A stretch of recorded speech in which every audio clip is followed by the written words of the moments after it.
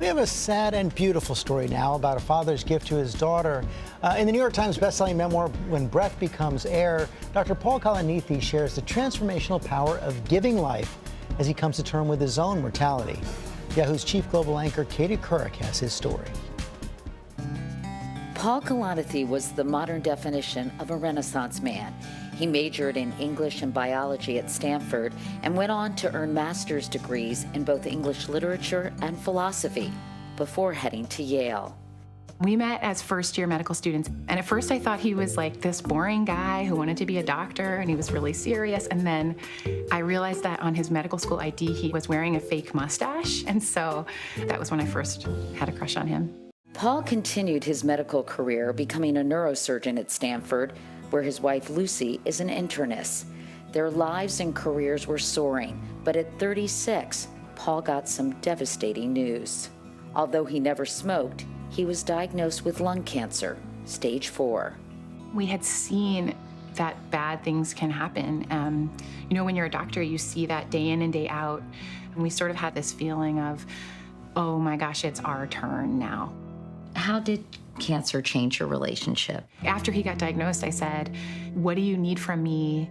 Do you want to travel with your brothers? Do you want me to help you accomplish something that doesn't include me? And for him to essentially say, no, I want to be with you in our house. I want to go back to our honeymoon destination. I want to spend my whole life with you, when we knew it might mean a year or two, was so romantic and amazing.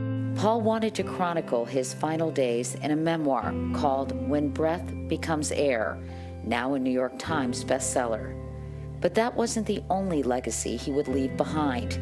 He and Lucy decided to have a baby. I asked him, you know, don't you think that having a child to say goodbye to will make your death more painful? And his answer really astounded me. He said, well, wouldn't it be great if it did? And what he meant by that was, if a child brings us such a degree of meaning that it becomes even more painful to leave, better to have experienced that meaning and that level of love. Yeah. And then when she was born, we were so thrilled. And his book title is When Breath Becomes Air. And I kind of look back and I think for her, that was the moment when air became breath. There is perhaps only one thing to say to this infant who is all future, overlapping briefly with me, whose life, barring the improbable, is all but past. That message is simple. You filled a dying man's days with a sated joy, a joy unknown to me in all my prior years, a joy that does not hunger for more and more, but rests satisfied in this time, right now. That is an enormous thing.